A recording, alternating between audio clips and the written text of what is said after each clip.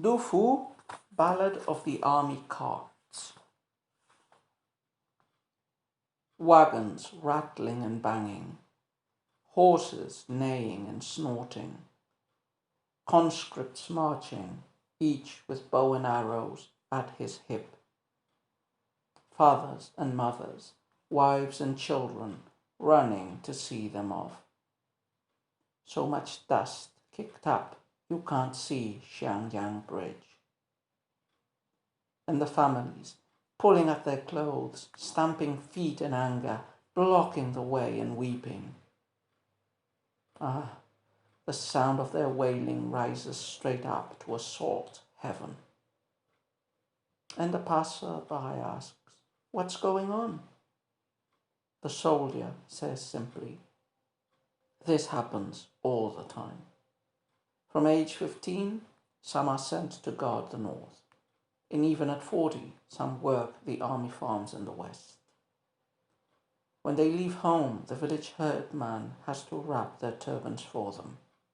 When they come back, white-haired, they're still guarding the frontier. The frontier posts run with blood enough to fill an ocean, and the war-loving emperor's dreams of conquest have still not ended. Hasn't he heard that in Han, east of the mountains, there are 200 prefectures, thousands and thousands of villages, growing nothing but thorns? And even where there is a sturdy wife to handle hoe and plough, the poor crops grow raggedly in half-a-sad fields.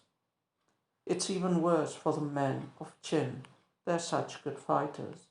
They're driven from battle to battle like dogs or chickens.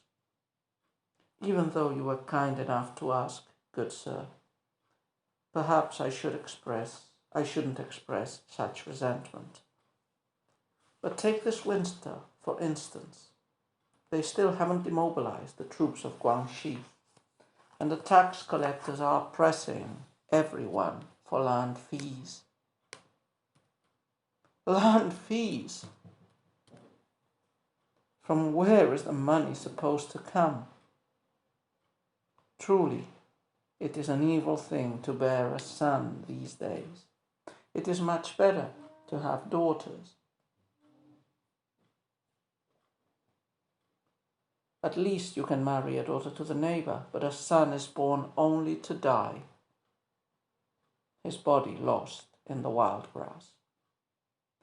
Has my lord seen the shores of the Coconor? The white bones lie there in drifts uncollected.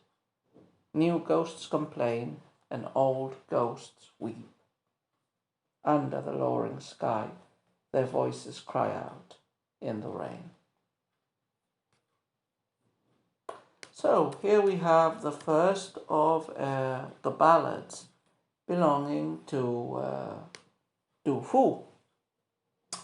Now, what can we say about this poem? So, one first thing that we could say is that Du Fu has a reputation. This poem is quite famous, and Du Fu has a reputation, as we've already mentioned in the past. So he is the Confucian scholar official, and he is a master of form, of complex form. He will excel in the regulated poems, the Lu Xi.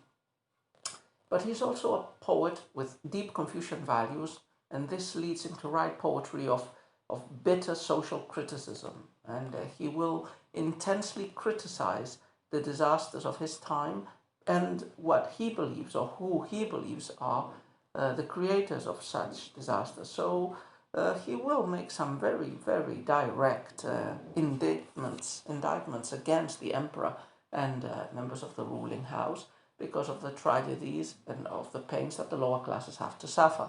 This has endeared him to Chinese readers of all ages.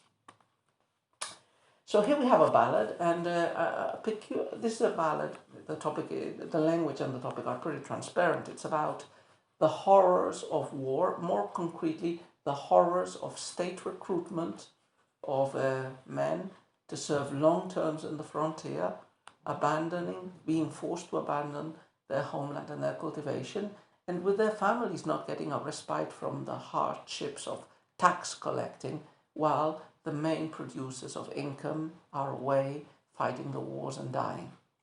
So it's a poem about criticism of warfare, of the warmongering policies of the government. And it seems to be set in the Han era because of some oblique references to the Han Emperor.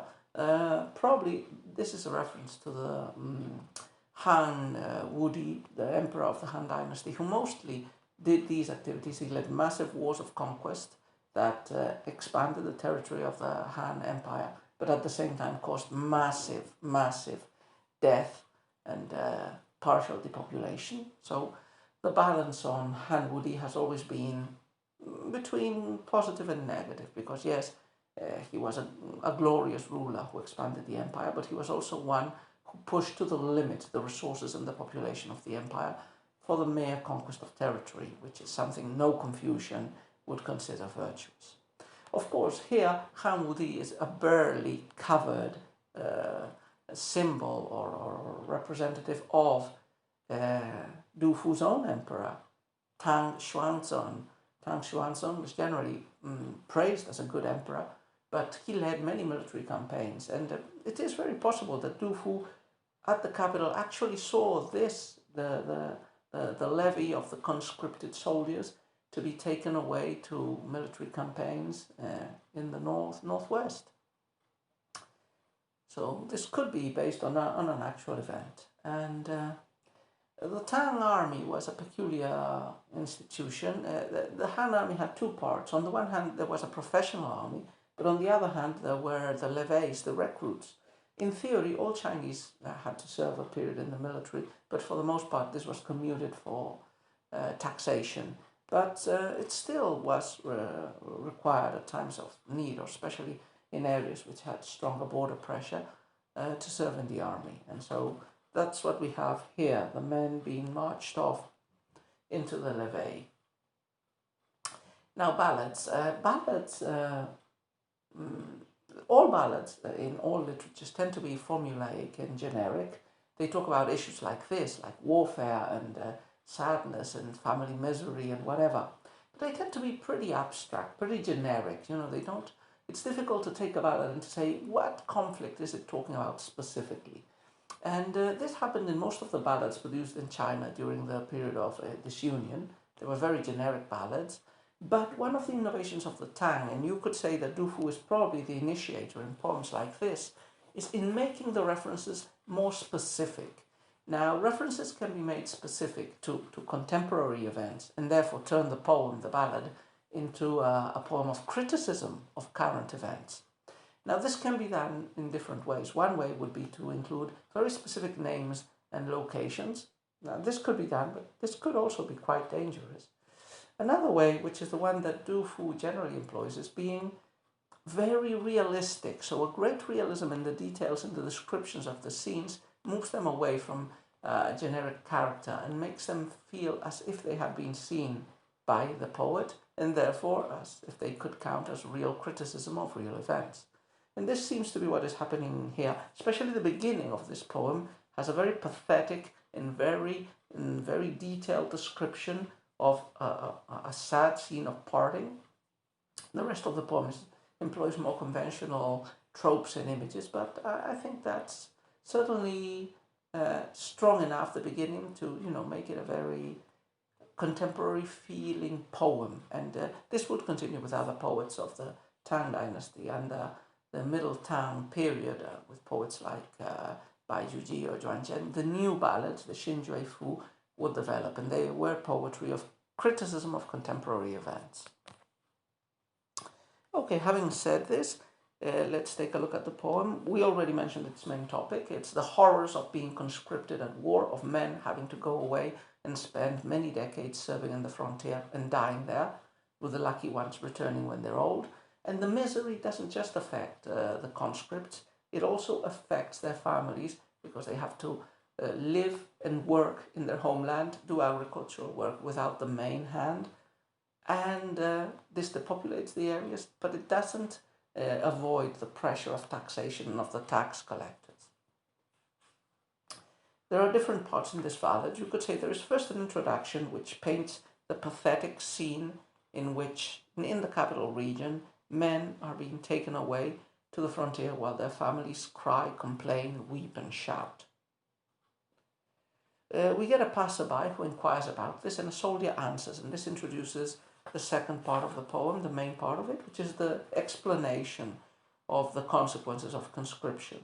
So you could divide the soldier speech into many subparts as well. There's one first part where he directly explains what is going on, conscription, and how this takes place for a very long time. The next part is his direct complaint at the emperor's warmongering and military campaigns that have no end and that have negative consequences for the people, both the soldiers and their relatives. And the last section of the speech, well, it's not the last section of the speech, but the next section would be tax collectors. So not only the soldiers suffer, but their families have to suffer at home. And finally, we get the conclusion of the speech, which pulls us back to the soldiers, to the dead ones, the ones that don't manage to make it back home, with their unburied bones blanching at the shores of the Kokonor in Central Asia, and their ghosts whining and complaining. So let's go part by part and comment on the main features we encounter. Wagons rattling and banging, horses neighing and snorting, conscripts marching, each with bow and arrows at his hip, fathers and mothers, wives and children running to see them off. So much dust kicked up you can't see Xiangjiang Bridge, and the families pulling at their clothes, stamping feet in anger, blocking the way and weeping. Ah, the sound of their wailing rises straight up to assault heaven. So this is the introductory piece that I said was so emotionally effective. So we get a very visual view of the scene. The military wagons are advancing, the horses are making noises, the conscripts are marching, and their families are making the highest noise of all. They are wailing, they're running, they're kicking, they're crying. Children, mothers, wives, fathers, all of them are desolate at having to see their sons and husbands going away in these pointless military campaigns. And they cry massively, and it's a horrendous noise that attracts the attention of at least one of the passers-by, who asks for an explanation. And the passerby asks, what's going on? The soldier says simply, this happens all the time. From age 15, some are sent to guard the north, and even at 40, some work the army farms in the west. When they leave home, the village headman has to wrap their turbans for them. When they come back, white-haired, they're still guarding the frontier. So a soldier who is probably conducting these conscripts, these new recruits towards the frontier, feels kind enough or well-disposed enough to explain what is going on. And he says, this is the levy. The people here, the men, have to be taken to serve in the frontiers, and they're going to serve for a long time, probably at least 40 years in the frontiers. They're taken young. This is emphasized by, what the soldier says. From age 15, they are sent to guard the north, and also the village headman, when they leave, wraps their turbans for them. They're so young, they're not even able to wrap their own turbans like adults would. So young people are taken to the frontiers for service in the wars. Sometimes other people, or the same people, are sent to military colonies. These military colonies were especially in the western regions. The soldiers were granted an agricultural allotment. So they were supposed to defend the area, but also to cultivate agriculture, to cultivate goods. So they were peasant warriors, in a way. And they spent many years there, far away from their homes, or maybe forever. And some people come back, some soldiers, but after long terms of office. And when they come back, their hairs are grey. So this might be a little bit hyperbolic, but I don't think so. I think it's based on real facts. Military service was long, hard, and even for the lucky ones who returned, they were aged and past their prime. Now, who is to blame for all this? The soldier is pretty explicit in the next part. The frontier posts run with blood, enough to fill an ocean. and the war-loving emperor's dreams of conquest have still not ended. Hasn't he heard that in Han, east of the mountains, there are 200 prefectures, thousands and thousands of villages, growing nothing but thorns? So what is happening here? What is the result? What is the cause, of all this hardship? Well, the emperor is evilly intent on warfare. Remember, warfare is never seen as a good from the Confucian tradition. At the best, it's a necessary evil. And expanding, aggressive conquest is always an evil. So the emperor trying to conquer territories and lead wars is, bleeding the country dry. He's emptying the territories. He is making people suffer.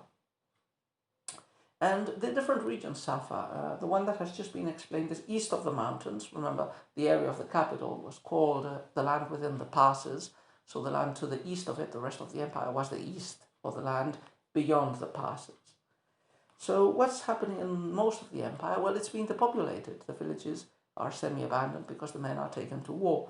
The effect is also felt in the inner region.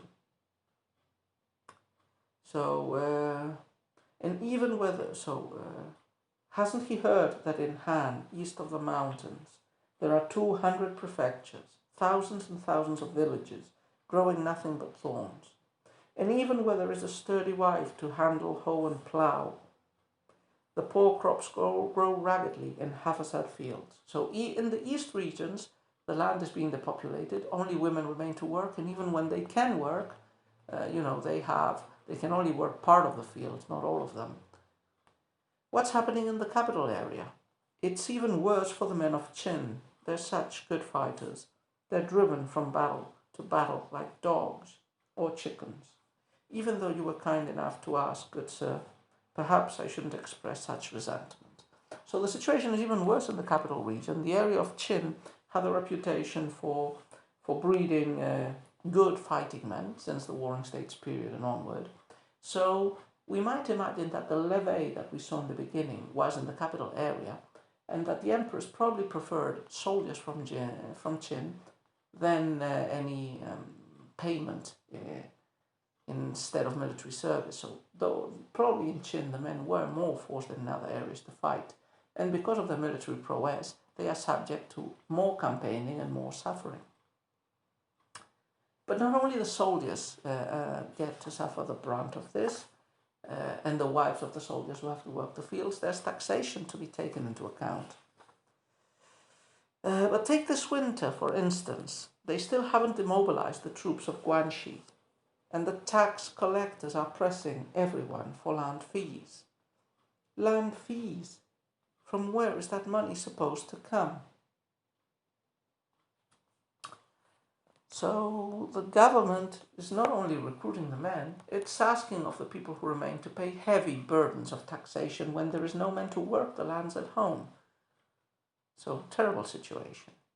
What is the conclusion to be had from all of this? What is the soldier's conclusion? Well, it comes in the following lines. Truly, it is an evil thing to bear a son these days. It is much better to have daughters.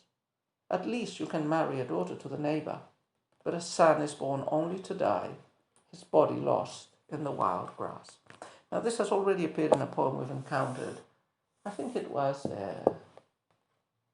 I can't remember right now, perhaps, it was in the Song of Never-Ending Sorrow by Bai Juji. There it was also said that it's better to have children that are male than female, which was completely against the grain of all Chinese beliefs, which generally tended to privilege men. He said, Bai Juji said there, because a woman can get to high positions if the emperor loves her and protect her family, that's why the people want to imitate this model. Here the reason is different. Here it is because men have to fight. It's better to have daughters who will remain alive and marry and be relatively close by than men who will be snatched by this greedy state and warmongering emperor and sent to the frontiers to die. Finally, the poem concludes with a very graphic depiction of the horror that the dead, that is, the ones who are not lucky enough even to return when old, have to experience in those barbaric regions of the West. Has my lord seen the shores of the Coconor? The white bones lie there in drifts, uncollected. New ghosts complain, and old ghosts weep. Under the lowering sky, their voices cry out in the rain. So we finally conclude with this desolate image. In the barbarian region of Kokonor in Central Asia, the bones of the dead, of the Chinese dead, lie unburied, unprotected, suffering the horrible Confucian fate of not being properly buried in your homeland, in a coffin that protects you from the wild animals and the elements, and far away from being able to be mourned effectively by your relatives. What is more, the ghosts keep piling up, just as the bones keep piling up. The ghosts of the old dead, the ghosts of the recent dead cry under the rain. The poem started with a wail, the relatives crying at their family members being taken away. The poem ends with another cry, the ghosts of the dead under the rain in a foreign region. So, quite a desolate poem, and like so many other Chinese poems, and a tough indictment against war and militarism, with no shade whatsoever of epic glory or of idealization of the horrors of war.